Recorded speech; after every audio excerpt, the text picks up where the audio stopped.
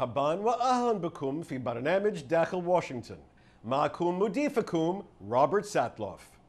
كوريا الشمالية دولة صغيرة فقيرة منعزلة يبلغ عدد سكانها 25 مليونا وتقع في جزء قاسي من شمال شرق آسيا، وتحت رئاسة حفيد مؤسس الدولة البالغ من العمر 33 عاما. هزت هذه الدكتاتورية الشيوعية العالم، بالتحديد بمهاجمة اليابان والكوريا الجنوبية بل وحتى الولايات المتحدة، وبعد تجويع شعبها لسداد كلفة تطوير الأسلحة النووية والصواريخ البالستية، تملك كوريا الشمالية أسلحة تضفي مستكية على تهديداتها. ما مدى خطورة تهديد كوريا الشمالية؟ وكيف تستجيب إدارة ترامب؟ هل هناك صلة تربط الشرق الأوسط بهذه الأزمة؟ وهل نحن في طريقنا إلى حرب عالمية ثالثة؟ لمناقشة هذه الأسئلة الملحة يسرني أن أرحب بواحد من أبرز صحفيي أمريكا، وهو جاي سولومون، كبير مراسلي الشؤون الخارجية السابق في صحيفة وول ستريت جورنال.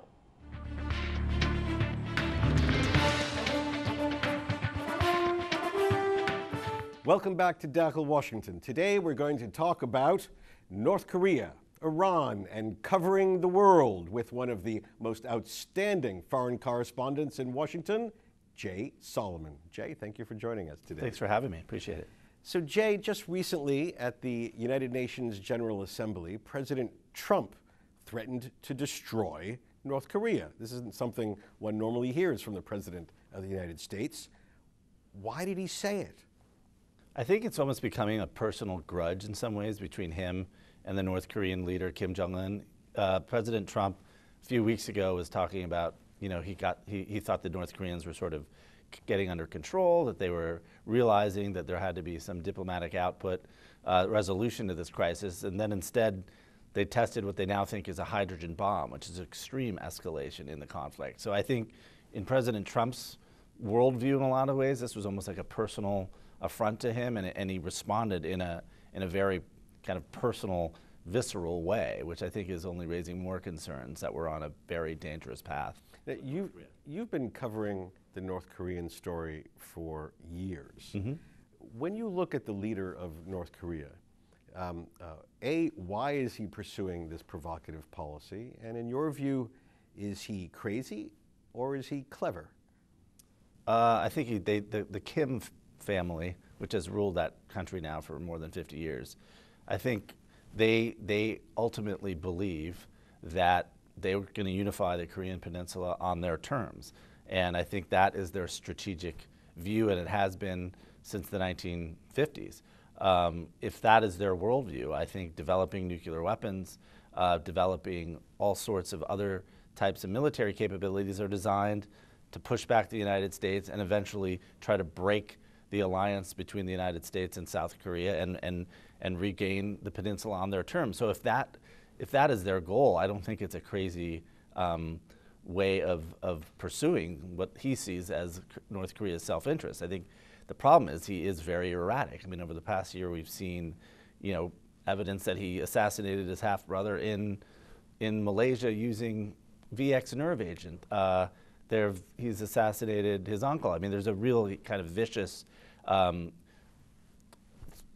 sequence of things that he's done over the past year since he took power in 2011, which don't seem particularly measured. So I think it's probably a little bit of both. He's got a strategic vision that his father and his grandfather had, but he's also maybe even more ruthless than certainly his father was, it appears. And how does a small, poor, isolated country like North Korea achieve a nuclear capability? How does it have the resources, the technological savvy to do something which only a handful of countries in the world have been able to do? I mean, for a country that's very isolated, they have had big patrons in the past. So if you look at the beginning of North Korea's nuclear program, they received training and a light water, I guess it was a heavy water reactor from the Soviet Union. I mean, most of their scientists were originally trained in the Soviet Union, and they did receive this technical support over the years. So they do have kind of a foundation with a big Cold War patron. I do think since the breakup of the Soviet Union, you've seen the North Koreans have created an incredible kind of illicit program, whether it was trading missiles for centrifuges with the Pakistanis. U.S. intelligence believes most of the centrifuge equipment that North Korea amassed originally in some form came from North Korea. They have cooperation on the missiles with Iran, and the Chinese continue to be a major player. If you look at what North Korea continues to procure, and the United Nations has pretty good reports on this every 6 months, most of it comes through China. So I think one of the fundamental questions remains, why is China not cracking down? And I think there are, the kind of the nefarious analysis is that the Chinese do also want to see the U.S. driven out of Asia. They want to see the U.S. alliance structure with the South Koreans and Japanese broken, and that the North Koreans are sort of a useful pawn in this operation. That's one analysis. The other is that actually now the Chinese are getting concerned because the farther the North Koreans go, you hear more talk out of South Korea and Japan about their desire, maybe not to necessarily have nuclear weapons themselves, but to bring the U.S. weapons back as some sort of shield, or to really deploy more U.S. military. So it's a delicate balance, I think, from the Chinese. They like to see the U.S. weaken, but at the same time, they don't want to see a rearming of American allies in the region. So I think the North Koreans are very good at kind of playing off these geopolitical rifts to allow them to sustain themselves. Now, I know that one particular focus of yours is the idea that the North Koreans, as you hinted a moment ago, have a very strong link in the Middle East, commercial, technological, political. Tell us a bit more about North Korean connections in the Middle East. I mean, it goes back quite a way, and I think it's both a mixture of ideology. I think they have, relationships with either communist or socialist or Soviet-backed governments going back decades, and there's also a commercial element. But I mean, it's interesting that North Korean pilots actually flew sorties against Israel in some of its wars with Egypt, which I don't think most people realize, but the Russians basically brought the North Koreans over there. But I think it is true, if you go back the last 3 or 4 decades, that almost every missile system in the Middle East, from Egypt to Syria to Iran to Yemen, they have a North Korean element. The North Koreans sell this technology to anyone they can get because they don't really have many other sources of revenue, but it goes much deeper. I think when the North Koreans were developing their nuclear assets a decade or 15 years ago, there was concern that they might try to proliferate or sell this, but I think people are a little skeptical because that is a big thing to do. But we now know that the North Koreans were built basically by themselves a reactor in Syria that the Israelis destroyed in 2007, and that is seen today maybe as one of the worst, most blatant examples of proliferation ever. So I think there's a real concern that the North Koreans, who now have probably 40 to 50 nuclear weapons, they tested a device a few weeks ago that I think the U.S. believes might be a hydrogen bomb, or at least what they call a booster weapon, which is a bomb that has a much greater power, that they'd be willing to sell it to anyone. And I think that the big question is, the Iran. I think we don't have conclusive evidence that North Korea has basically shared nuclear technology with Iran, but we do know that there's this missile technology and that they cooperate. They have a scientific cooperation agreement that the two governments signed in 2012. So the threat is definitely there. And I think now it's probably more commercial than it is ideological. But these kind of governments, the Syrians, the Iranians, the North Koreans, who share this anti-American ideology, I think they do kind of converge in what they do. Now, as you suggested, this is not a new problem, although it is one that's getting worse. successive administrations haven't succeeded in putting this genie back in the bottle, in resolving the North Korea problem. How do you see how the Obama administration handled it? How do you see how the Trump administration is handling it? Is either of them standing a better chance of successfully addressing this issue? Yeah, I mean, if you go back to the Clinton administration in '94, there's been this kind of continuous cycle of let's negotiate, then the North Koreans inevitably cheat, and then there's a crisis, and then they try to negotiate again.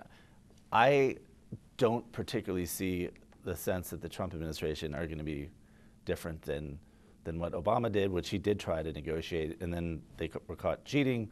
They tested a missile, and kind of the process died. So I think inherently the Trump administration hope is that they could break from this cycle because the North Koreans have advanced so much, and that the Chinese and the Russians will really pressure the North Koreans now because it is becoming a much greater threat than it was 10 years ago. I mean, they do have a demonstrated ability to launch an ICBM, which could potentially hit the United States. So I think an intercontinental ballistic missile. A long-range missile that they could fire in the western coast of the United States. And I think the U.S. government thought this was a few years away, and now I think they have it now. So I think right now the Trump administration, despite the rhetoric, if you really bore it down, their policy now is we're going to try to ratchet up sanctions. We're going to try to get the Chinese, through which about 90% of North Korea's trade goes, to really turn the screws. I'm very skeptical that's going to happen because, as you said, the Bush administration, the Obama administration, they also kind of had this play where they really thought, okay, the Chinese are getting worried, they're going to push the North. I don't think that will happen. So I think we are in a really dangerous situation now because the North's capabilities are much better than they were under the Clintons or the Bushes or Obama. So the ability to just kind of step back and not let them continue to advance it's going to be very difficult. So if the economic pressure track doesn't work, and I'm pretty skeptical it will, they've talked about having these military options. Are they going to try to take out missile launches before they leave? Are they going to try some other sort of preemptive military option? I'm pretty skeptical of that too, because if you really look at the military calculations, the number of South Koreans who could be killed in any military exchange, that is a very high cost. So I think the most likely scenario is we see kind of a return to heightened attempts to basically cordon off North Korea, to deploy more U.S. military assets around North Korea, empower the Japanese and the South Koreans a bit more, and to really try to deny North Korea's ability to export any other thing. I think that's probably the most likely path of which we're going to go, because I just don't see the diplomacy working, and I don't think sanctions alone are going to work. But I'm also skeptical that we'd actually take military action. Do you think what would be a trigger that might take America in a different direction here? I mean, they've been launching missiles into the Sea of Japan. They've talked about shooting missiles at Guam, where the United States, this is way up in the Pacific, where the U.S. has a lot of military assets. I mean, you could see something like that going wrong pretty quickly.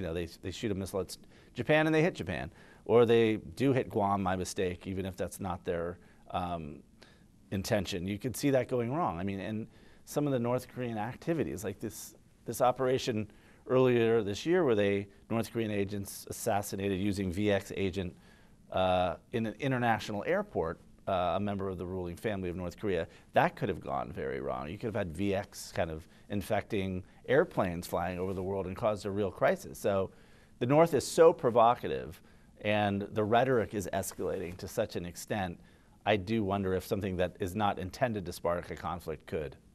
When we come back, we're going to shift from the hotspot of North Korea to Jay's experience as a foreign correspondent here in Washington, and what that means for a top-notch journalist's relationship with the White House, in just a moment.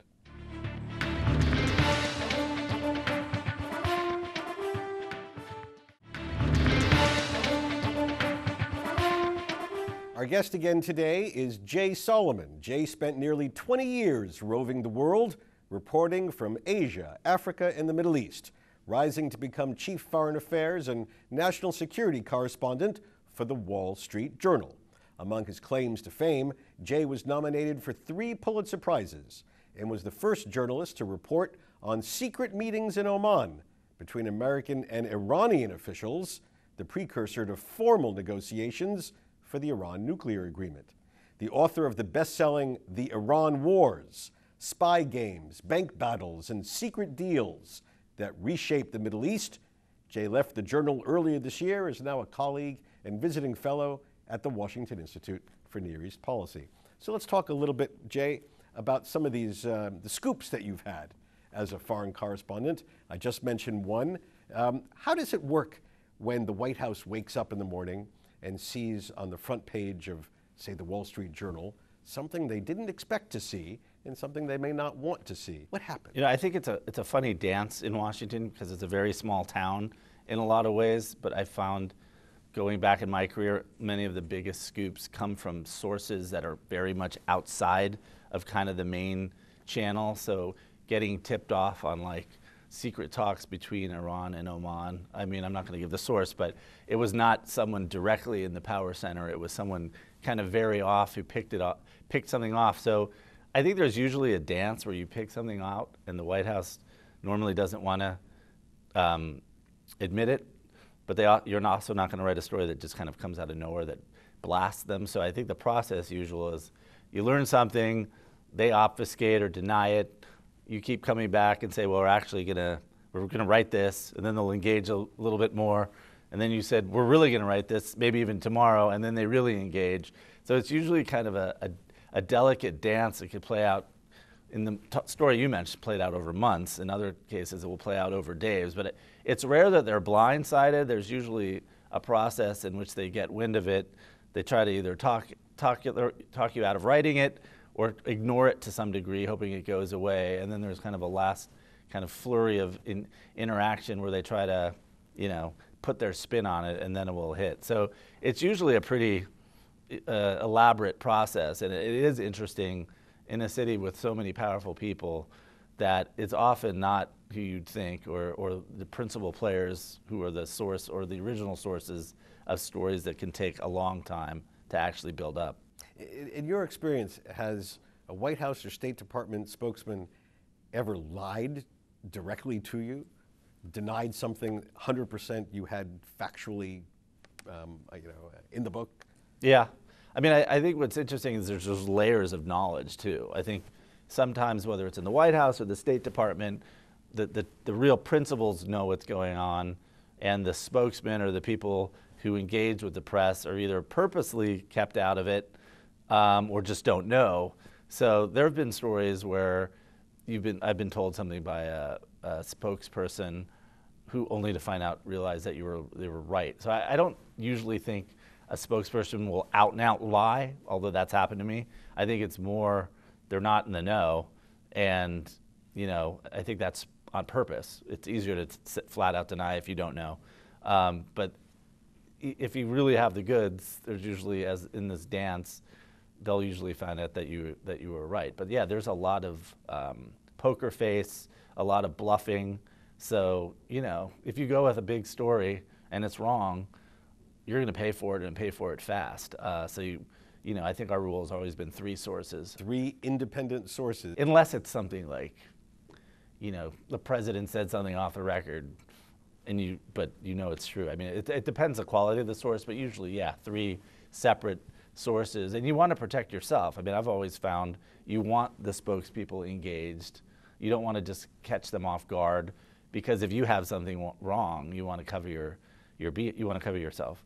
And I find usually, sometimes you'll get a tip that sounds right, but you're not 100% sure. So engaging directly, and the response you get can usually give you some sense, like whether you're off base or maybe you've been misled, or everyone has their reasons to give you information, and it's usually their own self-interest. So you have to balance why people are telling you something against whether it's true or whether you think it's sound. I mean, that's a very interesting point. To what extent, in this administration, previous administrations, did they try to use you or people in your position as much as you try to get information from them? I mean, I think if you accept that everyone has their own self-interest, everyone has their motivations for doing something, and that's just the way the world works. I think that's a good way to protect yourself. I think the best journalists are probably able to understand the power dynamics of who wants what and who wants to get what message out and why. And if you can understand what's driving people, you're probably better able to go to certain sources to get information. I mean, it's no, you know, in the Middle East, God, it's been complicated because there's so many different people with so many vested interests in different ways. But if you understand those dynamics, I think you probably go to the sources that are most likely to divulge information faster and then work your way back. Now, you spent a lot of time, years, covering Iran, the Iran nuclear negotiations, the U.S.-Iranian sort of secret war for many years. What would be the one thing that even well-informed Americans don't know about the Iran nuclear deal that you think they ought to know? I mean, I think I was surprised at just how far back these high-level contacts were going. I mean, I think Obama, in a lot of ways, you know, he came into office, you know, talking about this negotiation, but some of the people who would come into the process had been having meetings with various Iranian officials in what they call track 2, which is not official meetings, going back years. So despite the perception that these two countries had no kind of engagement at all, that wasn't really true. The current foreign minister, Javad Zarif, for example, was the ambassador at the United Nations for a long time. So he had a lot of engagement with people in Congress, former diplomats, diplomats who then joined the Obama administration. So there was a pretty good understanding, I think, of what the Iranian foreign minister and the people around him wanted when they came back into power in 2013. So I do think, I was surprised just how much engagement there had been between two countries that really don't like each other. But I've also really struck me as just how, since the revolution in 1979 and this kind of very fractious relationship with hostages and all this, that there was this engagement, but also that some of the players never really went away. They still, you know, you've still got Khomeini is still there. Zarif's been there for decades. I think he even worked on some of the stuff with the hostage crisis. So, yeah, it was these cast of characters that knew each other more than people might expect. Especially on the Iranian side. Yeah. I want to ask you about secrecy. Mm-hmm. In your experience, are administrations here in Washington becoming more open or more secretive about the issues you focus on? You know, it's interesting. I think the Obama administration was incredibly disciplined. You know, it's interesting to look at the difference between Obama and Trump, because Obama's people were very, you know, they'd have daily press briefings every day at the State Department and the White House. Secretary Kerry and Secretary Hillary Clinton would bring the press with them everywhere they went. Unlike the Trump administration, they've been a lot more selective in some ways. But I think I found the Obama administration was much more disciplined, but they had a very disciplined information situation that was very tightly held by the White House. So were they more open? I don't know. It was a lot of people weren't in the know, but the people that were very disciplined in distributing it. I found the Trump administration doesn't engage the press as directly as the Obama guys do, but they leak a lot more. Jay Solomon, thank you very much for joining us in Thank you. Washington. I had fun. فهذا نصل إلى نهاية هذه الحلقة من برنامج داخل واشنطن. إذا كانت لديكم أي استفسارات أو تعليقات حول هذه الحلقة وخاصة حول الصلة بين الشرق الأوسط وأزمة كوريا الشمالية، أرجو أن تراسلوني مباشرة على عنوان البريد الإلكتروني التالي insidewashington@elhura.com. معكم روبرت ساتلوف. شكرا لكم وإلى اللقاء.